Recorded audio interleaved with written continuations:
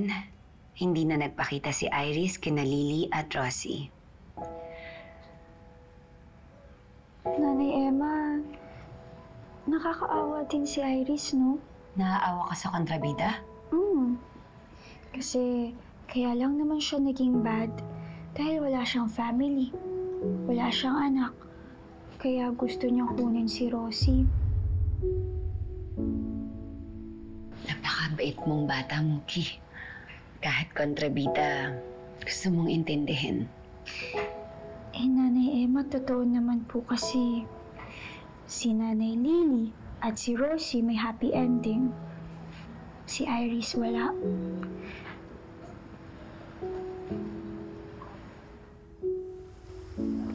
Teka mo, bakit ang layo naman itong dinayo natin para lang sa pusoy dos? Tawa-tawa ka dyan. Uy, Ala, sige, reklamo pa more. Uuwi kang happy. Bano ang mga tao doon, pero malakas sa tayaan. Halika na, para makakubra na tayo. Tama to, halika na, bilis. Uy. May aksidente yata doon. Halika, magmarites muna tayo. Sige. Hoy! Anong pinagkakaguluhan niyo dyan? Teka. Ha? Uy, makiraan. Tabi. Huwag niyo munang galawin. Nasaan na ba ang ambulansya? May tumawag na ba? Oo, tumawag na. Si Madam Ganda. Tumawag na daw. Tumawag kayong ambulansya? Ibig sabihin, okay pa siya? Tingnan mo nga. Kunin mo. Madam, oo nga, okay pa. Buhay pa. Oo, napintig ambulansya. pa. Teka. Alam mo, style mo bulok. Ikaw yata dedekwat yun eh. Alam mo kung makapagsalita ka eh, itong pagmumukhang ito. Amo siya ng anak ko. Olive Caparas ang pangalan niya.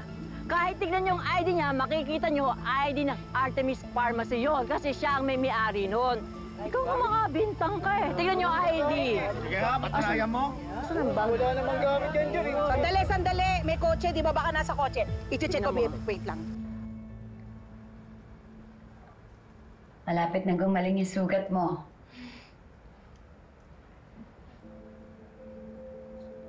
Kaya mo ba? Opo. Hawak ka sa akin. Thank you, Nanay Emma. Gusto mo ba na mag-practice maglakad? Ayoko na po.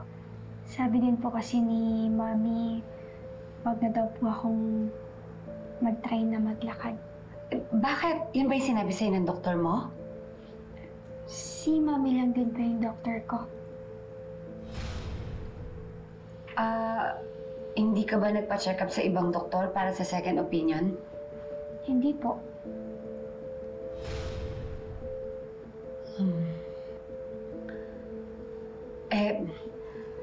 Ikaw, gusto mo ba na mag-practice na maglakad?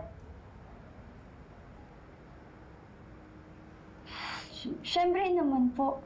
Gusto ko po talaga kasi ayoko pong ma-amputate eh. Pero po kasi... Pwede naman kitang tulungan. Gusto mo? Subukan natin? Talaga po, Nanay Emma? Oo, subukan natin. Lika. Eto na. Ayan, eto na. Patingin. Sana may ID. Ayun! Eto, kita mo na. Basa mo yan. Marunong ka magbasa. Ano ka ngayon? Ayan na. Ligaya, ayan na. Ayun na, ambulansya. Ay, bilis! Bilisan nyo! Madam, sandali lang ha. Andiyan ang ambulansya, madam. Madam, maganda.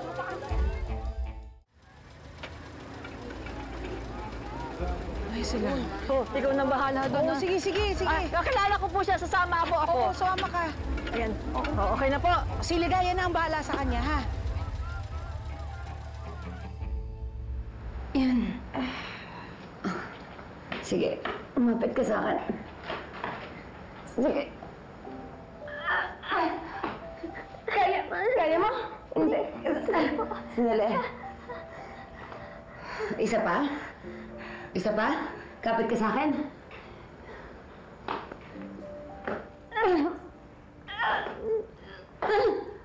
Sandali. Sandali. Nanay Emma, wag na lang po. Baka hindi na po talaga ako makakalakad. Maybe Mommy's right. Wala na pong pag-asa tong pa ako. Okay lang po, wag na. Muki, kaya mo pa bang subukan ng isa pa? Meron kasi ako naisip. Kanan muna, ha? Kanan.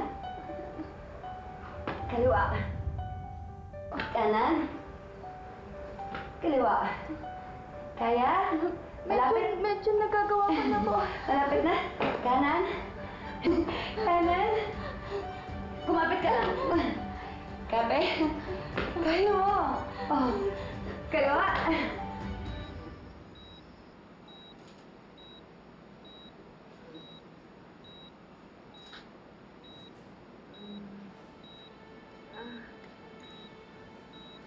How are you feeling, Miss Caparas? I feel dizzy, but I'm okay. Kaya mo? Sige, subukan mo. Ayan. Okay. Kaya mo na, nakakatakad ka na. Sige pa. Sige, nakaalalay ako sa'yo. Nakaalalay ako sa'yo. Sige po. Bibitaw ka? Kaya mo? Oh, sige. Try ko po. Sige.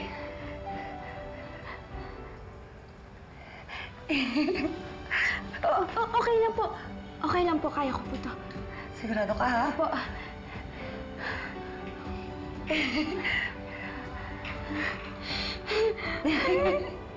I can do it! I can do it, Nanay. Ang galing-galing mo.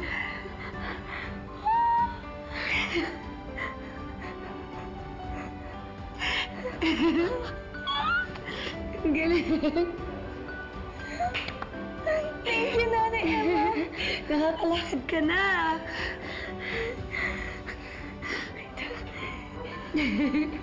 Hindi po Ang galing-galing mo. Okay.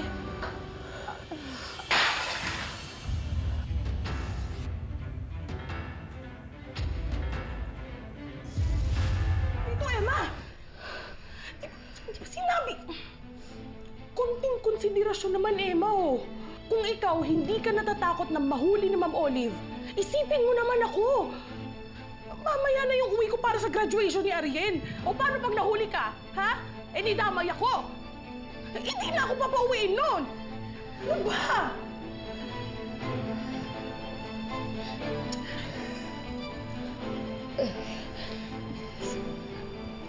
Ate Flor, tingnan mo to.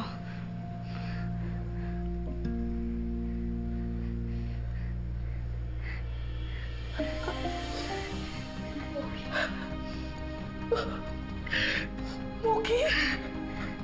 Nakakalakad ka na. Nakakalakad ka na. Paano? Kailan pa? Baby steps lang po, pero ngayon lang po ako natuto ulit maglakad. Thanks po sa tulong po ni Nanay.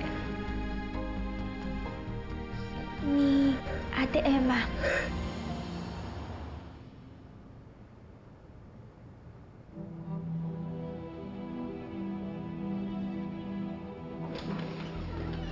Hello, Miss Caparas.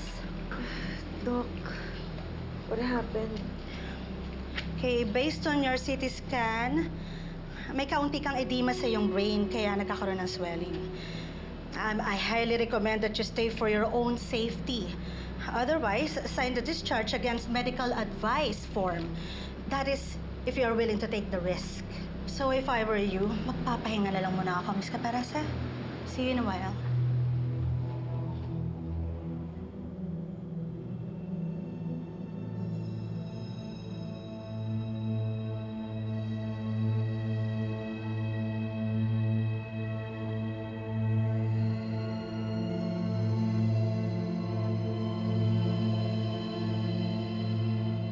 Ate Flor, huwag ka nang magalit. Please po, oh. Kung wala lang si Muki dito, nakatikim ka na sa akin. Sige na, umuwi ka na. Ay, Ate Flor, baka po pwedeng magstay po si Ate Emma po dito kahit ilang saglit lang po. Mamaya pa naman po yung uwi ni Mami. Okay naman eh. Sige na, Ate.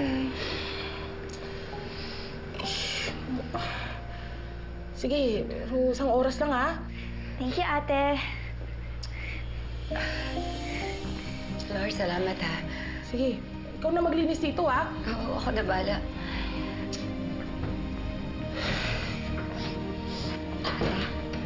Sige. Sorry po nagkatampuhan pa po kayo ni Mang Danilo dahil sa akin. Wala ka namang kasalanan. Nag-aalala lang yan sa akin kasi sabi niya, masyado na daw napapalapit yung loob ko sa'yo. Eh, paano daw pag naghiwalay tayo? Eh, di sobra ako masasaktan.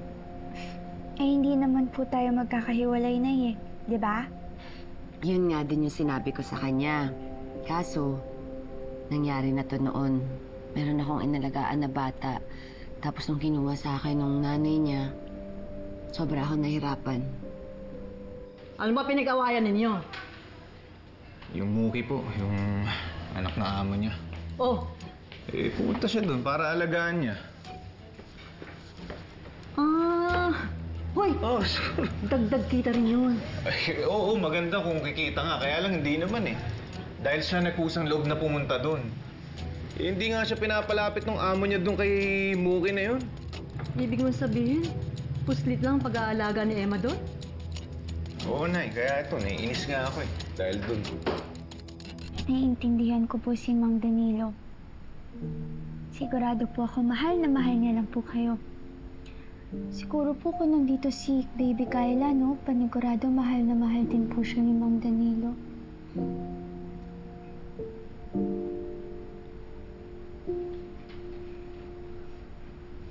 Sorry po, Nay.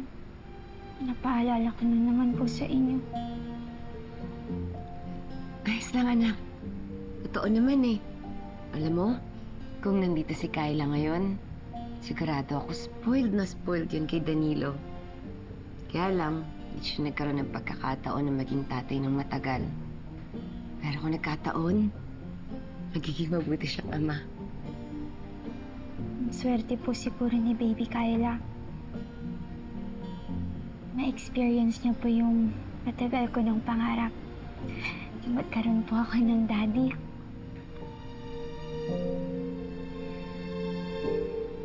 Tara na, kain na tayo, Nay. O sige na, kumain ka na para kukunin ko na yung gamot mo. Makainom ka na. Ako po. Kunin ko na. Tara na. Marap.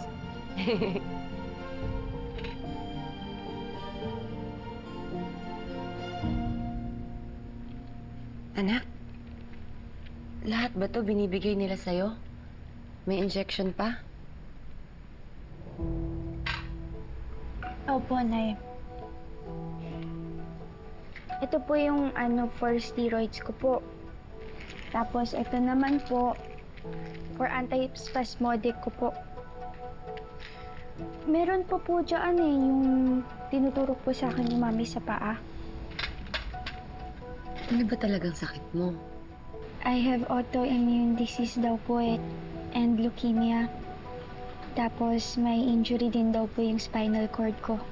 Bakit naman sa dami mong sakit hindi ka dinadala ng mami mo sa ibang doktor? Di ko din po alam na Napakabata mo pa para danasin mo to. Kung pwede lang ilipat na lang sa akin lahat ng sakit mo para hindi ka na mahirapan. Si nanay naman, papaiyakin pa ako. Sorry. Happy lang. Happy thoughts lang. Tinago para di mahirapan. Ito sa